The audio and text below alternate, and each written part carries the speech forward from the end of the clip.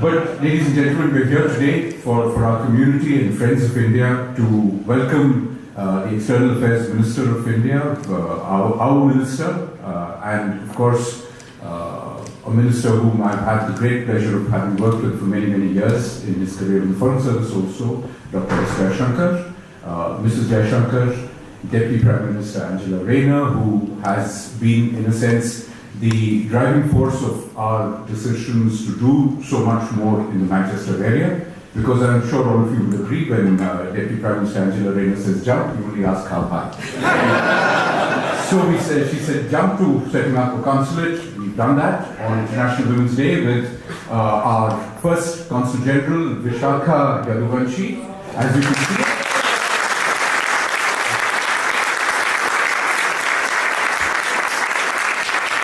We got the place right, we got the person right also on 8th of March. Minister Catherine West, who has been a great supporter of the India-UK partnership, even as Shadow Minister, and her support in the High Commission for all of our activities is something we value and cherish. Thank you, Minister, for being here. To all of you, friends from Manchester, friends of the India-UK partnership, friends who have run the Manchester-India partnership, Simon, Joe, and others in the business community, to business people who are the beating heart of making this relationship prosper and progress, and of course the academia, Manchester University, the Graphene Centre, the high quality of research that this part of the United Kingdom contributes to global science and tech. All of this is of great interest to us. Ours is a relationship that will be driven by the future, and our decision to open a consulate here is very much in line with the idea of going ahead with the future. Cricket, of course, is a great place for our relationship to intersect. As it is well known, cricket is a sport dreamt up in India and invented by the Brits.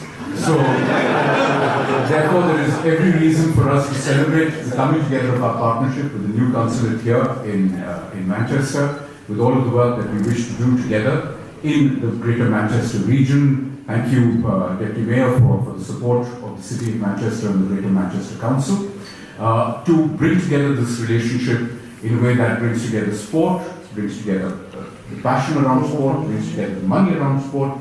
CEO, as you correctly said, we are now connected between Lancashire and Lucknow, which has a nice alliteration to that. And of course, with the business and the academia that we wish to drive forward. Ladies and gentlemen, as the warm-up act for my minister, let me thank you once again for everything that you do to make this relationship so much better. And I ask you to have greater energy and greater resolve, because the best is yet to come. Thank you very much.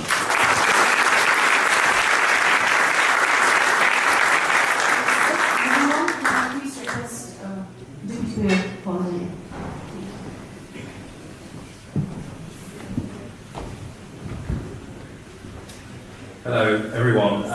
On behalf of Mayor Burnham, he sends his apologies. Unfortunately, he's in the United States at this point in time, but he would have really loved to have been here with us all today.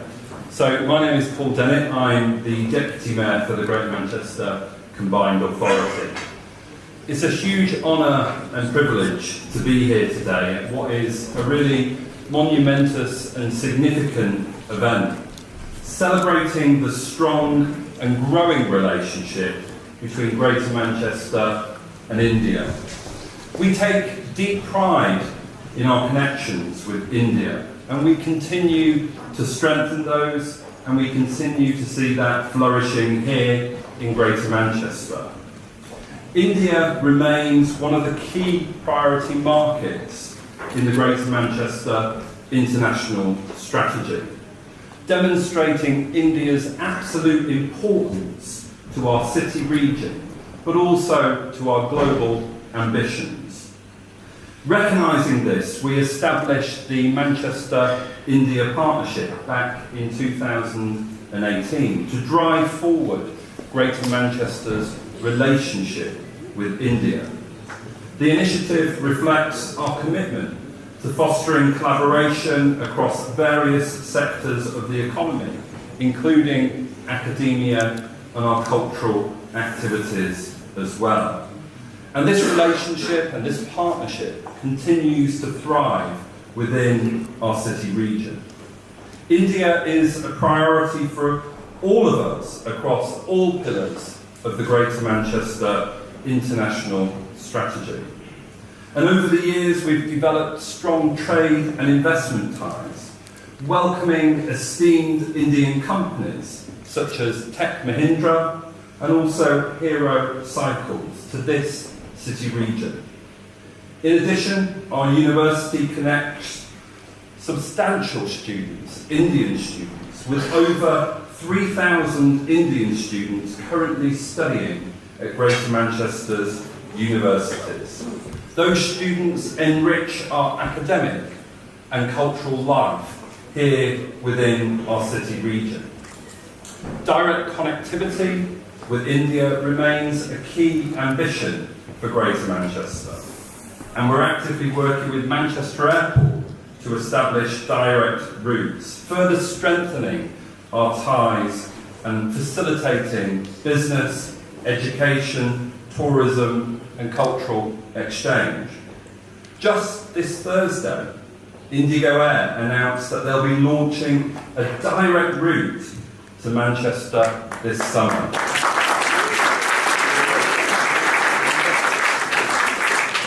This marks a significant milestone in, I know, many people's efforts in this room today to enhance that connectivity between Greater Manchester and India. And who knows, maybe one day not too far away, we'll have an Air India flight to Mumbai.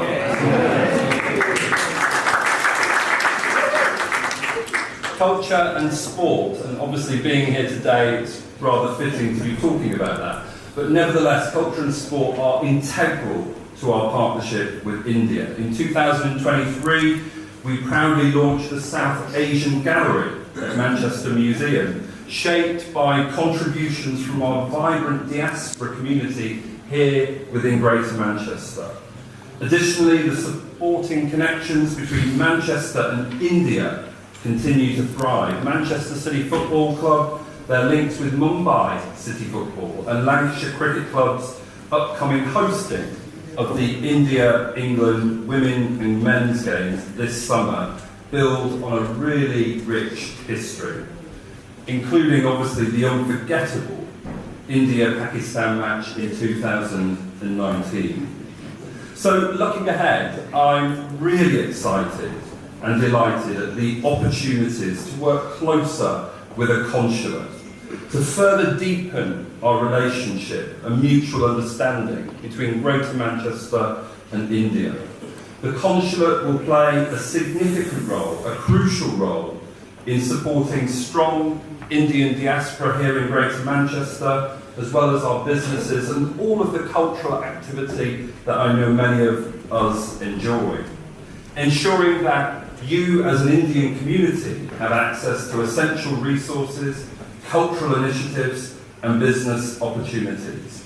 Together, I think we can create great things for the people of Greater Manchester, but also great things for both of our respective nations. Today is a momentous moment.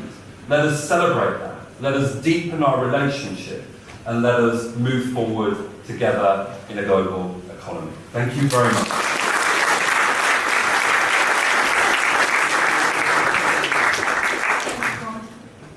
May I now please have the honour of inviting Minister Catherine West for her remarks.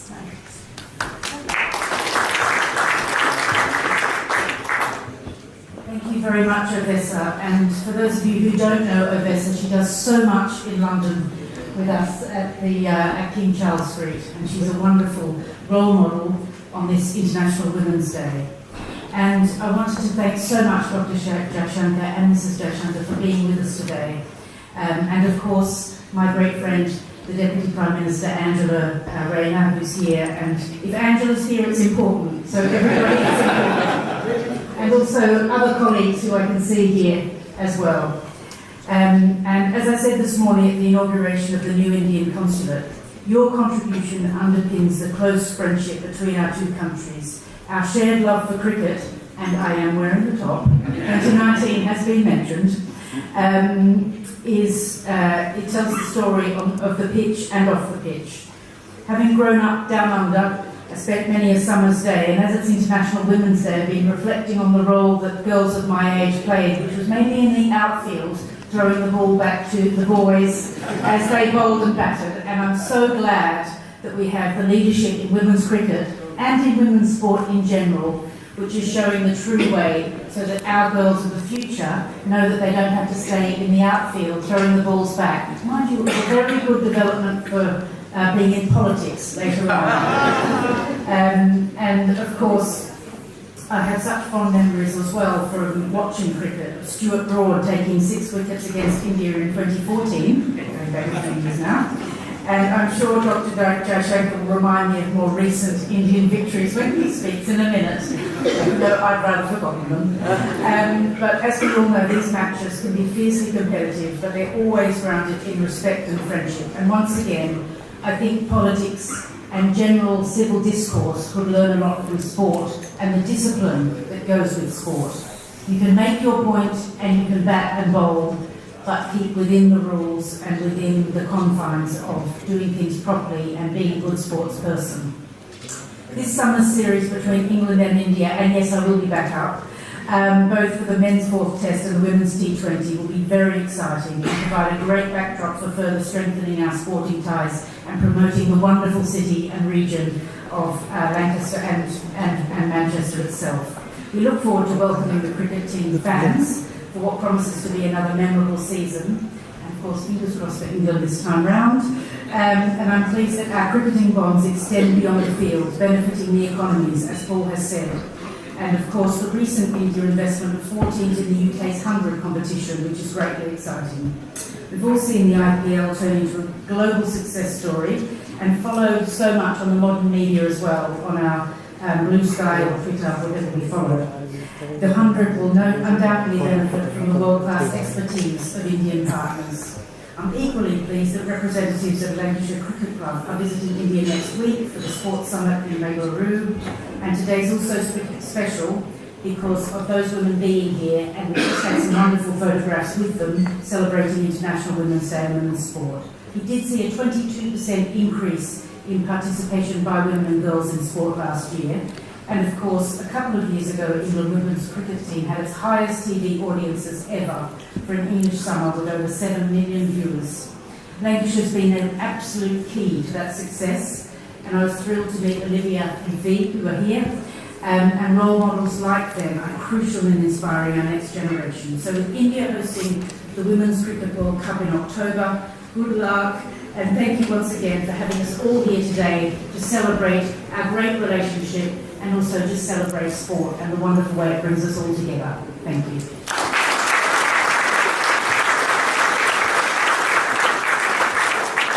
Thank you so much for those beautiful words.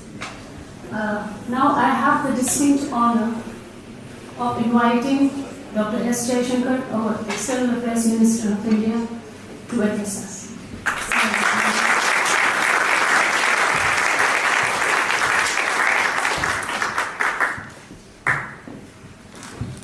Prime Minister Angela Rayner, Minister Catherine West, Deputy Mayor, High Commissioner, our host, ladies and gentlemen. You know, I still can't believe I'm standing at Old Trafford. I don't know how many of you actually know about Brian Statham other than the fact that one of the ends is named after him. I'm a little older than some of you here, and I grew up. My first learnings of cricket were through the radio, listening to commentary about international cricket. Other than occasional test matches, we had very few of them those days. Was to really listen to English county matches or follow it on the newspaper. And for me, the moment we said Old Trafford, Lancashire, the first name which came to my mind was Brian Statham. I didn't know till I came here that one of the ends was named after him. And I was even more pleased to discover that the other end was named after a person who I once, in a rapid fire, was asked 5 cricketers I admired the most in the world, and Jimmy Anderson is one. It was, for me, someone who can take that load over such a long period. I'm beginning to identify with it. So it's really, wonderful to be here. And of course, in India, we all know this as a place where Tendulkar's first century happened. And I was so glad today you brought up Farooq Engineer. Because again, like anything in life, one needs to remind people of talent, of greatness, of great moments. And he was someone really special. In fact, they would say in India that when Farooq Engineer appealed, 120,000 other people did, and you got the decision you wanted. But there are many other associations really with Old Trafford. I won't talk of recent matches or Stuart Broad and India. There are some other memories there. But one of them is the World Cup in '83. And I had the pleasure some months ago of releasing the memoirs of Mahinda Ramana, who was the vice captain of that team. And many members of that '83 team turned up for that occasion. Both the book itself and the talk, the conversation that followed, there was so much one learned about what was happening on the field, in the dressing room, and it reminded me of politics. That, you wanted to know really how did that decision get to be taken? What was in people's minds when they took that particular course. And I've always been fascinated by the analogy, by the connection between sports and diplomacy, sports and politics. I think there is a discipline there, there's a diligence there, there's a creativity there, which is not dissimilar. So in many ways, I want to say, for me, it's really a great pleasure that we could follow up the formal inauguration of the consulate today by coming here to Old Trafford to celebrate it. My visit, this is my first visit to Manchester, would have been incomplete without coming to Old Trafford. So I want to say that. Now, a few words about the consulate, which is the real business. So, there are 3 big priorities of the Modi government. And in an interesting way, they intersect in the establishment of the consulate. One is the care and concern and the bonding that we have built with the Indian community. The community has been there for a long time. Governments have come and gone in India. But I can really say this, and I say this with all sincerity as someone who's been in the field of foreign policy now for 5 decades. I don't think any Prime Minister has invested as much in the relationship with the diaspora as Narendra Modi has. And the importance, the concern, the value that we put on the diaspora as it connects to the world, this wonderful term living bridge, I think is something really extraordinary. And it's not just an emotion. I think there is a deep understanding behind that. An understanding that in many ways it is the diaspora which shapes the image of India across the world. I often tell people when you go out of India and you talk about your country, they don't think of it in terms of a book they read, maybe they do a bit, or a place, something they remember from the geography or history lesson. I think they often and increasingly think of it as a person. They put a face to it. They put an experience to it. And I when I first started out in the world of diplomacy, this was not either the footprint of India or the image of India. And I believe there's a connection between the two. And when I see this relationship in particular, I really today want to applaud the contribution of the Indian community to building the relationship.